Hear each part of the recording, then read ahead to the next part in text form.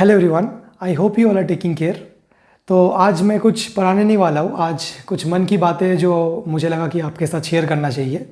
So recently मेरे साथ कुछ ऐसे इंसिडेंट्स हुए जिससे मैंने काफ़ी कुछ सीखा है। तो मुझे लगता है कि वो जो जिस्ट है, मतलब जो इंसिडेंट हुआ है मेरी लाइफ में, वो आपको मुझे बताना चाहिए।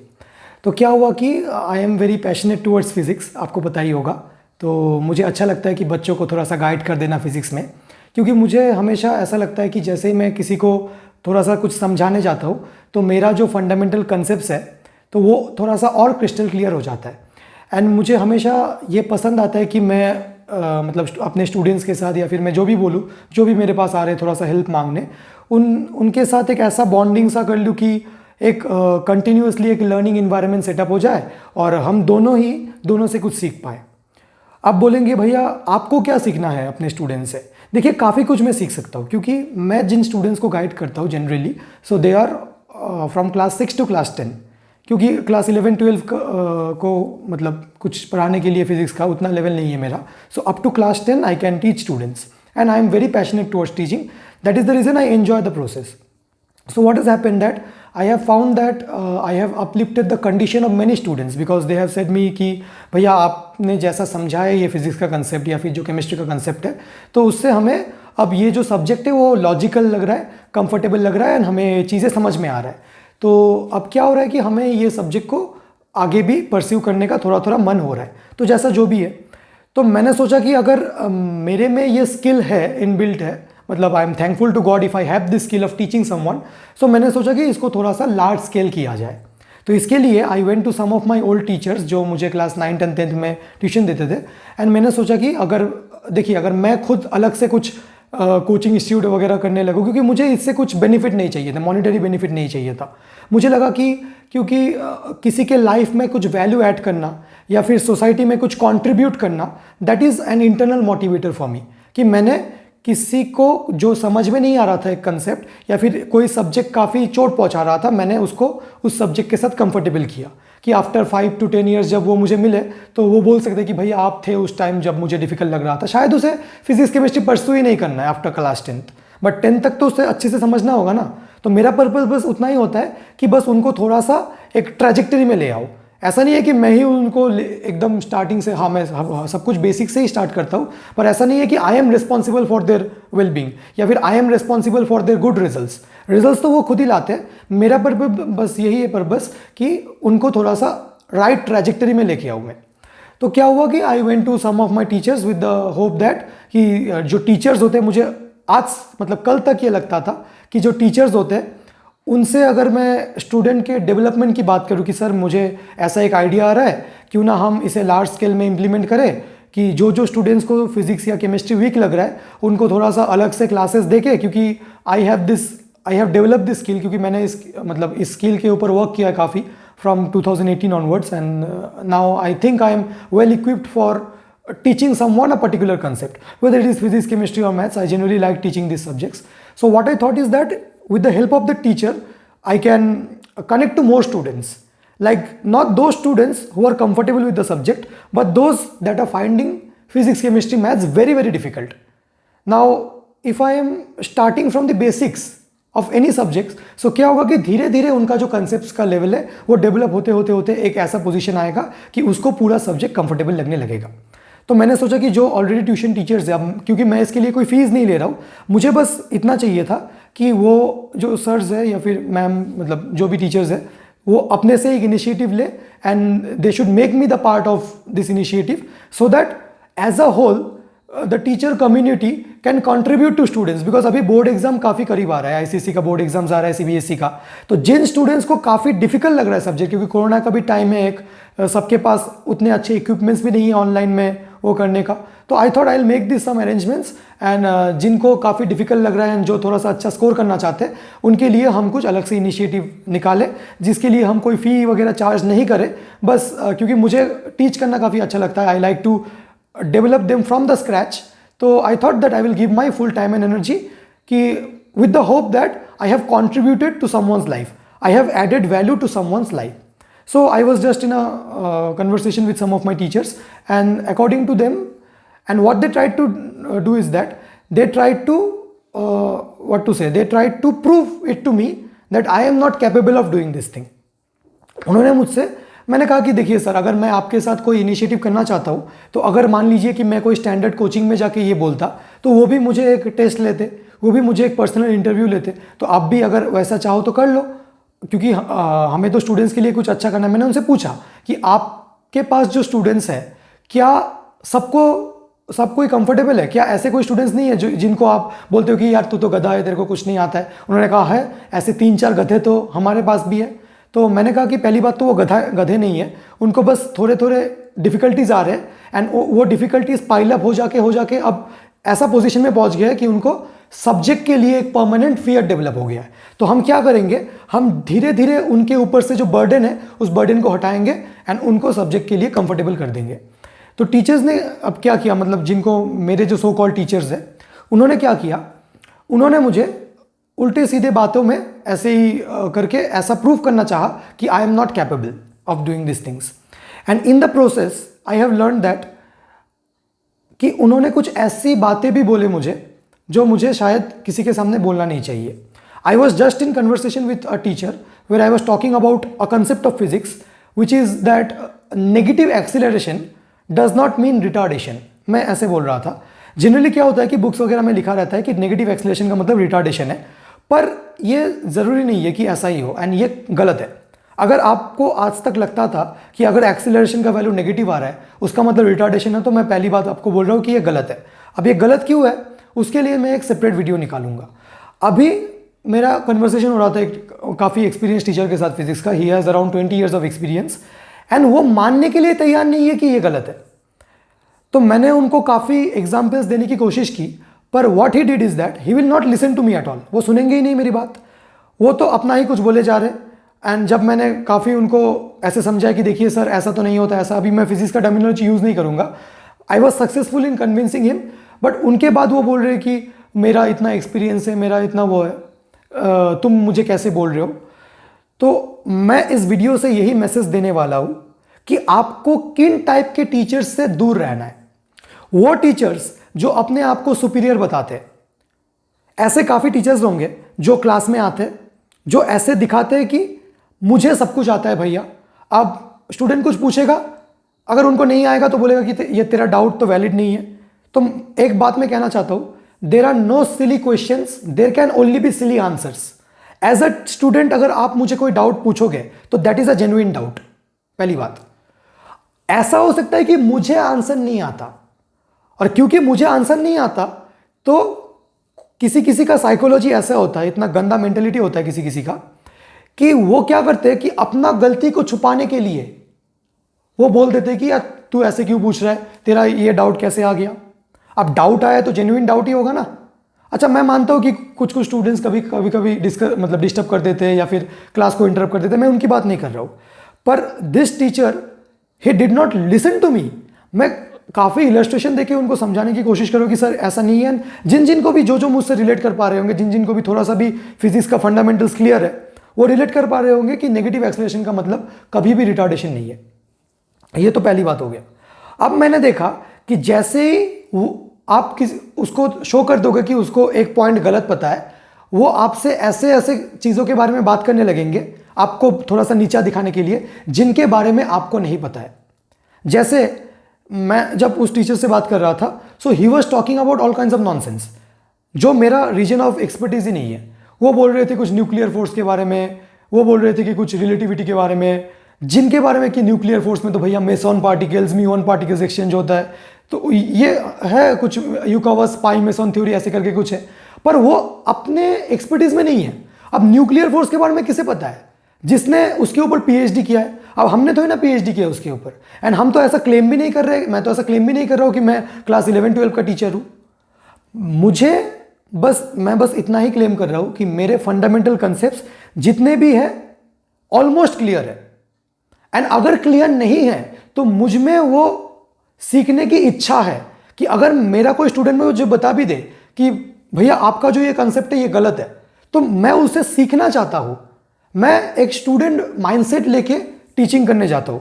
जैसे when I am teaching someone, I am in a hope of learning something from that person also, because उसका जो डाउट आएगा उस डाउट के बारे में जब मैं सोचूंगा, कि फिजिक्स तो सोचने का ही सब्जेक्ट है ना, अब वो ऐसा करके he tried to deviate me from the topic. There was one more physics teacher.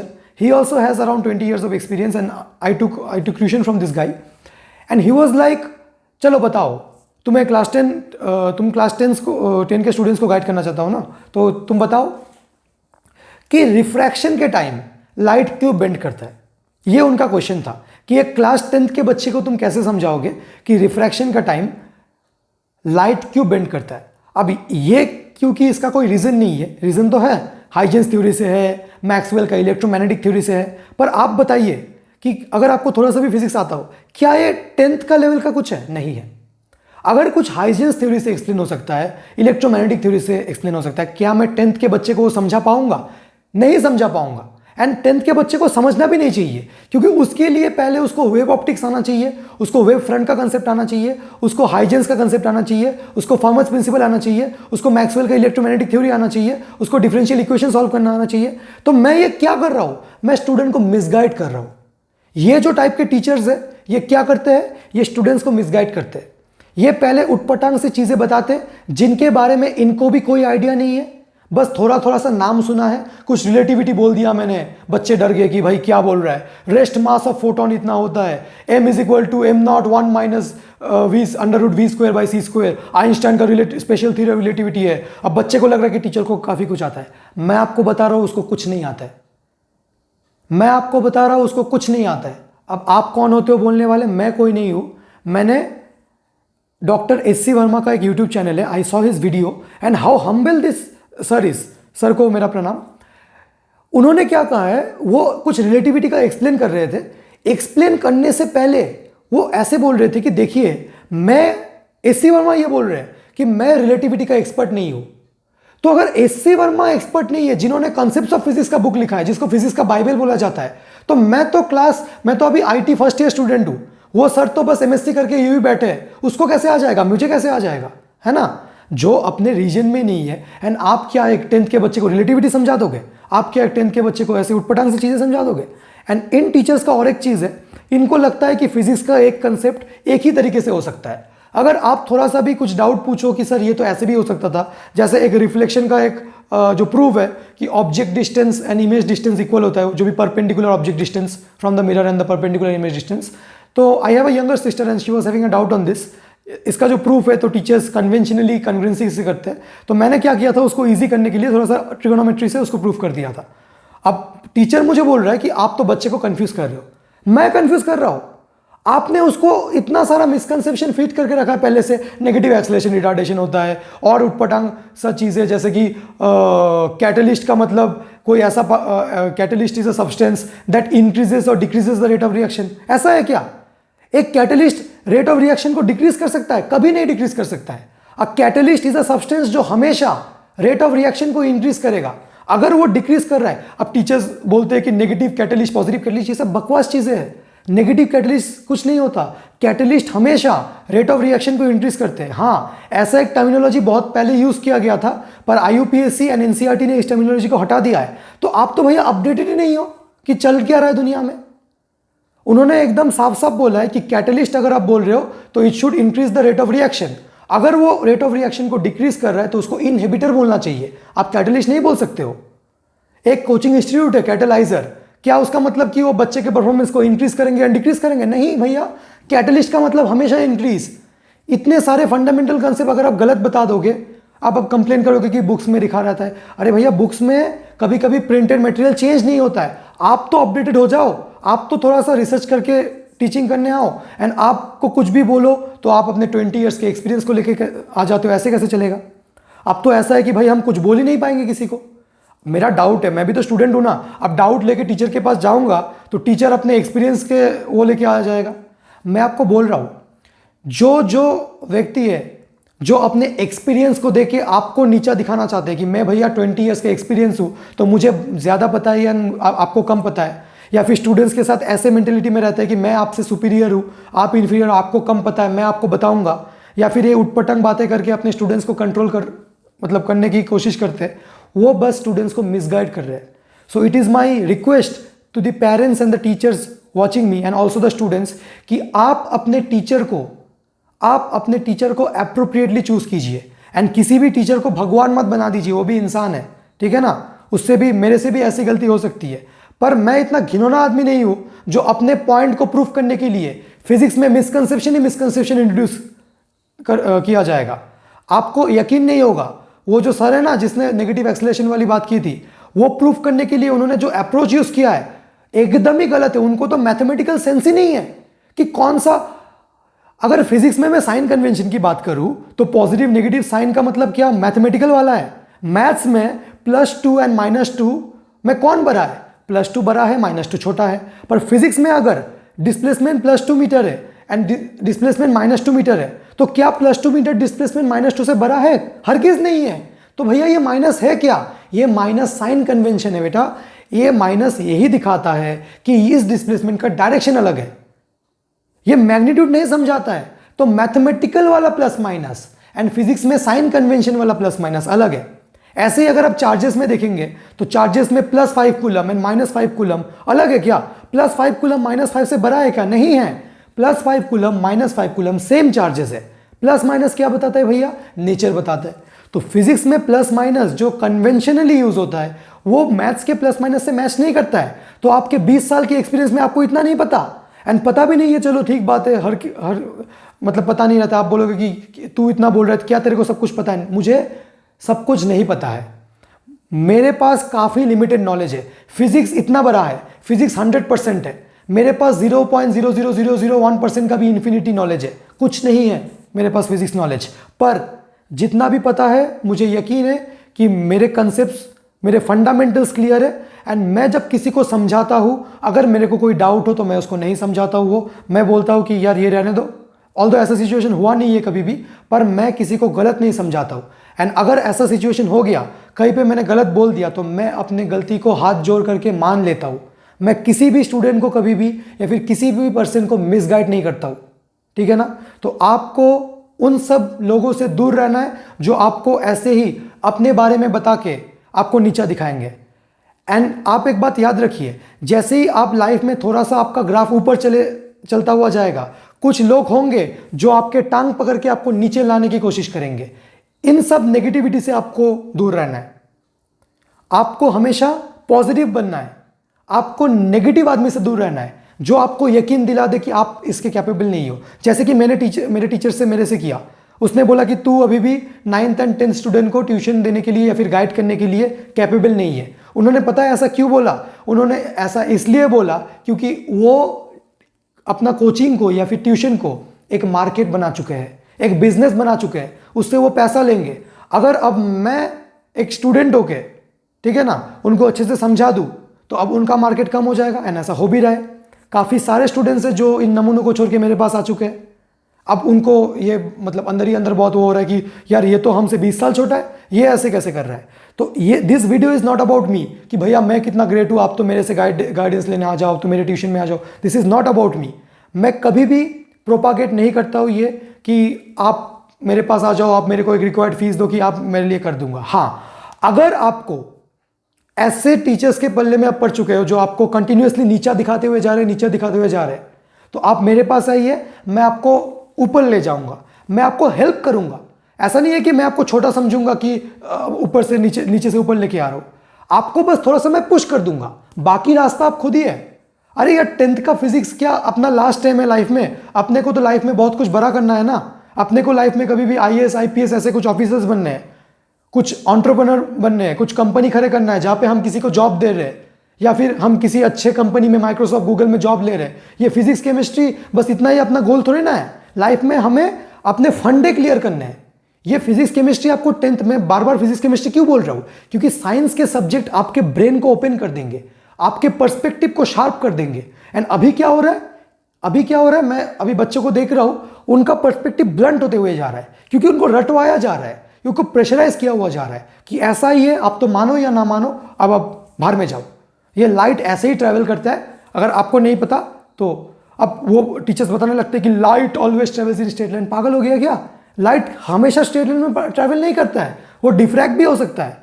तो लाइट कब स्ट्रेट लाइन में ट्रैवल करता है, कब नहीं करता है, आपको ये फंडामेंटली क्लियर होना चाहिए। मैं आपको नहीं कह रहा हूँ कि अभी आप जेईई एडवांस का सवाल आपको हर एक में मतलब हर एक सवाल सही करना है। मैं आपको बस इतना कह रहा हूँ कि आप पहले तो अपना फंडामेंटल कंसेप्ट को क्लियर कीजिए, कि आपका लाइफ का पर्सपेक्टिव क्लियर हो जाए कि मुझे लाइफ में ये करना है। एंड हमेशा एक सेंस ऑफ कंट्रीब्यूशन लाइए अपने अंदर, हमेशा अपने अंदर एक हम्बलनेस लाइए, डाउन टू अर्थ हो जाइए। मैं बार बार कह चुका हूँ ये, अपने आप को बड़ा मत समझिए। जैसे मैं अभी बता रहा हूँ, आपको लग रहा होगा कि मैं अपने आप को बहुत ऊपर दिखा रहा हूँ, ये तो थोड़ा सा भड़ास निकल रहा है, क्योंकि मतलब मैंने इतने स्टूडेंट्स के कैरियर को इतना डाउनहिल जाते हुए देखा है कि मैं अंदर से काफ़ी अपसेट हो चुका हूँ। अब देखिए, मैं तो निकल गया हूँ, मैं आईटी परस्यू करूँगा, अब आईटी में शायद थोड़ा सा कोडिंग वोडिंग करूँगा, मुझे क्या है। पर आई have a younger sister who is in class 9 and I M in constant touch with their classmates.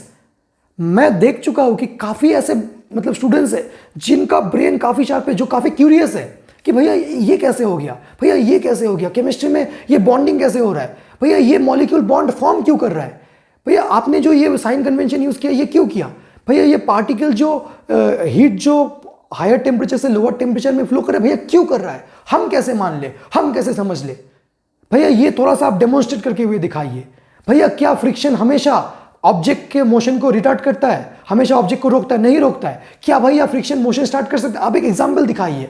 तो आई am very impressed by the students जिनके अंदर इतनी इच्छा है फिजिक्स को समझने के लिए, जिनके अंदर इतनी इच्छा है, क्योंकि उनके मुंह में जो स्माइल है, the smile that they have on their face, the glow that they have on their face, the happiness that they have when they learn something, जो एकेडमिक्स को वो जब अपने लाइफ में अप्लाई कर पाते। एक मेरा स्टूडेंट है, वो मुझे आके बोल रहा था कि भैया आपने जो मुझे थर्मल एक्सपेंशन समझाया, तो मैंने क्या किया, घर में जाके मेरा एक जो ऐसे ही जिसमें कुकिंग मतलब राइस होता है, वो ना अंदर अटक गया था, उसका मतलब जो ढक्कन है वो अटक गया था। तो मैंने क्या किया, इसको हीट किया थोड़ा सा, तो हीट करने में आपने बताया था कि वो एक्सपैंड हो जाएगा, तो जैसे ही लूज हो गया तो हमने उसको कूल डाउन करके निकाल लिया। तो देखिए उसने क्या किया, जो फिजिक्स का फंडामेंटल कंसेप्ट है अपने लाइफ में अप्लाई किया। यही तो एंड गोल है ना, कि लाइफ में हम शार्प हो जाए, लाइफ के डिसीजन हम अच्छे से ले पाए, लाइफ में हम कोई गलत डिसीजन लाने, लाइफ में हम हमेशा हर एक चीज़ को साइंटिफिक पर्सपेक्टिव से देख के फिर डिसीजंस ले, ठीक है ना। हम एक अच्छा आदमी बने, we are so that we can contribute to someone's wellbeing. कहीं पे भी हमें कुछ गलत दिख रहा है कि यार किसी के पास थोड़ा सा मॉनिटरी मतलब पैसा कम है, या फिर उसके पास कुछ कैपेसिटी नहीं है कुछ एफोर्ड करने का, हम थोड़ा सा कंट्रीब्यूट कर दे उसको कि थोड़ा सा हेल्प हो जाए। हम यहाँ पे उनको भीख नहीं दे रहे, हम कंट्रीब्यूट कर रहे हैं। किसी को थोड़ा सा प्रॉब्लम हो रहा है अपने लाइफ में, थोड़ा सा मेंटल हेल्थ में उसको प्रॉब्लम मतलब कुछ थोड़ा सा डिप्रेशन सॉर्ट ऑफ हो रहा है, उसको अच्छा नहीं लग रहा है, घर में किसी के साथ बात करने के लिए नहीं, हम उसको एक हेल्पिंग हैंड दे, यार भाई तेरे को क्या हुआ बता, मैं हूँ तेरे लिए। अगर हम सब एक दूसरे को हेल्प नहीं करेंगे, अगर हम सब एक दूसरे के फंडे क्लियर नहीं करेंगे, अगर हम सब एक दूसरे के लिए एक अच्छा इन्वायरमेंट, कि मैं आपको देखूं आप मुझे देखें, मैं आपकी तरह स्माइल करूं आप मेरे तरह स्माइल करें, एंड हम हमेशा इस दुनिया को एक पीसफुल दुनिया बना दे, कि कोई प्रॉब्लम ही ना हो दुनिया में, एक आइडियल दुनिया बना दे। ऐसा ही चाहते हैं ना, यही तो साइंस का पर्पस है, यही तो साइंस का पर्पस है। अब आपने रट लिया होगा कि heat always flows from higher temperature to lower temperature, charge always flows from high potential to low potential. इसका मतलब क्या है रियल दुनिया में? आप देखिए हाई से लो फ्लो हो रहा है, हाई से low, water flows from high level to low level. तो नेचर क्या मैसेज देना चाह रहा है ह्यूमैनिटी को? क्या आपने कभी सोचा है? क्या आपने फिजिक्स को कभी फिलोसफी साइकोलॉजी के पर्सपेक्टिव से सोचा है? हाई से लो क्यों फ्लो हो रहा है? सिमेट्री रिस्टोर करने के लिए। तो नेचर ये समझाना चाह रहा है कि जो रिच है, जिसके पास बहुत ज्यादा पैसा है, वो जिनके पास ज्यादा नहीं है उनको थोड़ा सा हेल्प कीजिए। हेल्प मतलब पैसा देके उनको बैठा मत दीजिए, उनके लिए जॉब अपॉर्चुनिटीज क्रिएट कीजिए, उनको आप काबिल बनाइए, उनको आप ट्रेन कीजिए कि वो भी अपने लाइफ में कुछ कर पाए, उनको भी ये लाइफ मीनिंगफुल लग सके।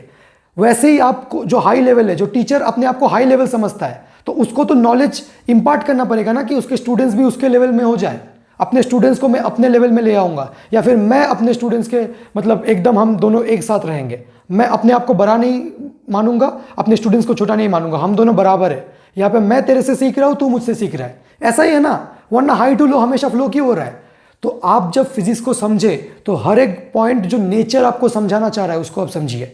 नेचर हमेशा सिमेट्री रिस्टोर करना चाहता है। और अपने दुनिया में क्या होता है, the rich gets richer, the poor gets poorer. ऐसा नहीं है, ऐसा नहीं करना चाहिए आपको। मैंने कितने टीचर्स को ऐसे देखे हैं, मुझे काफ़ी बुरा लगता है ये बार बार teacher teacher, because teacher is a very noble word, but I have seen many of them. There are very good teachers, I have very good teachers जिनका जो मेमोरीज है आई स्टिल चेरिश. उन्होंने जो समझाया मुझे काफ़ी अच्छे से समझ आया, वो हमेशा मेरे साथ थे.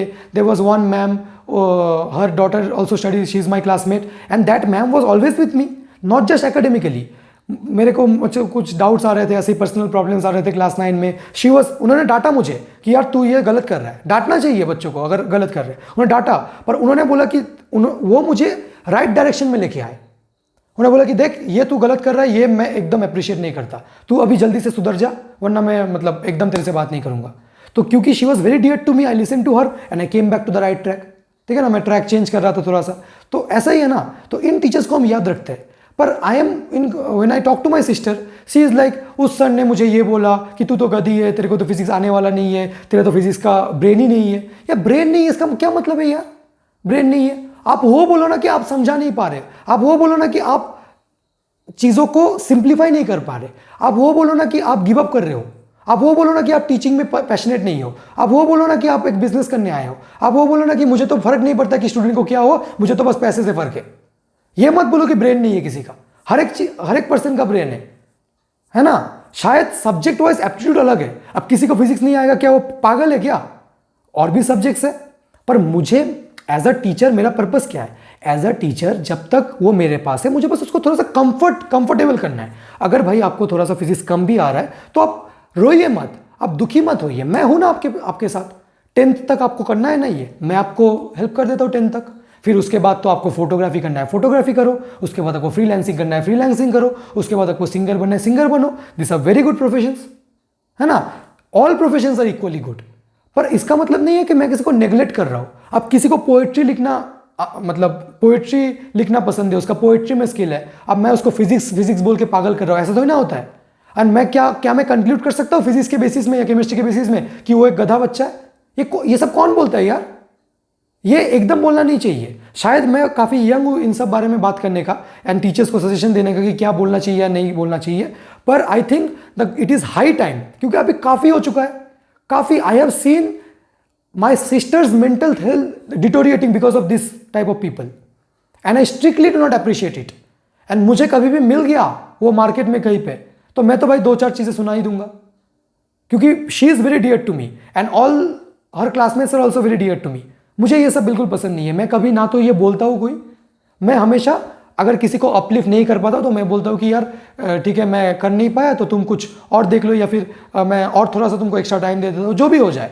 पर तुम कर नहीं सकते, तुम्हारा इसका कैपेसिटी नहीं है, तुम्हारा ब्रेन नहीं है, ये कभी भी नहीं बोला मैंने, एंड ना तो बोलूँगा, एंड आपको भी बोलना नहीं चाहिए. सो काफ़ी सारे चीज़ थे जो आपसे शेयर करने थे. तो आपको इन चीज़ों को थोड़ा सा समझना है, थोड़ा सा एनालाइज करना है. And if my friends are watching this, I would first of all appreciate you for watching till मतलब इतना पूरा वीडियो देखने के लिए.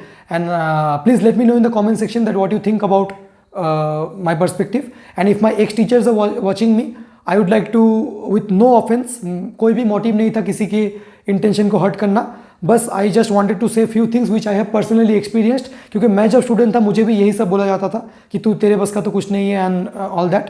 तो I think it is high time that we should bring a change in mentality, so that हम young minds को train कर सके, हम खुद ट्रेन हो सके. अभी मुझे भी काफ़ी कुछ सीखना है लाइफ में, एंड अगर मैं अपने जूनियर्स को भी थोड़ा थोड़ा वैल्यूज़ दे पाऊँ, उनसे भी थोड़ा थोड़ा मोटिवेशन ले पाऊँ, तो आई थिंक टुगेदर, क्योंकि मैं अकेला कुछ नहीं कर पाऊंगा, वो अकेला कुछ नहीं कर पाएंगे. हम एक साथ, आप और मैं एक साथ, अगर दोनों को हेल्प करें. अगर आपको कुछ लगे कि तू वीडियो में ना मतलब थोड़ा सा तेरा वर्ड्स ऐसे ऐसे हो जाता है, कुछ जंबेल अप हो जाता है, तो आप मुझे थोड़ा सा सजेस्ट कीजिए कि मैं अपना स्पीच को थोड़ा सा कैसे इंप्रूव करूं. ऐसे ही अगर हम एक दूसरे को इंप्रूव करने लग जाए, so this world will become a better place to live in, and let us try for that. हम आज से, मैं आपसे कमिटमेंट चाहता हूँ, मैं भी एक कमिटमेंट दे रहा हूँ कि हम किसी भी इंडिविजुअल को हम लुक डाउन अपॉन नहीं करेंगे, चाहे वो जो भी हो जाए. हम ऐसा नहीं समझेंगे कि उसके बस का नहीं है, वो पैसों में छोटा है, वो नॉलेज में छोटा है. हम किसी को भी वैसे लुक डाउन नहीं करेंगे. हम सबको बराबर मानेंगे, सबको रिस्पेक्ट करेंगे.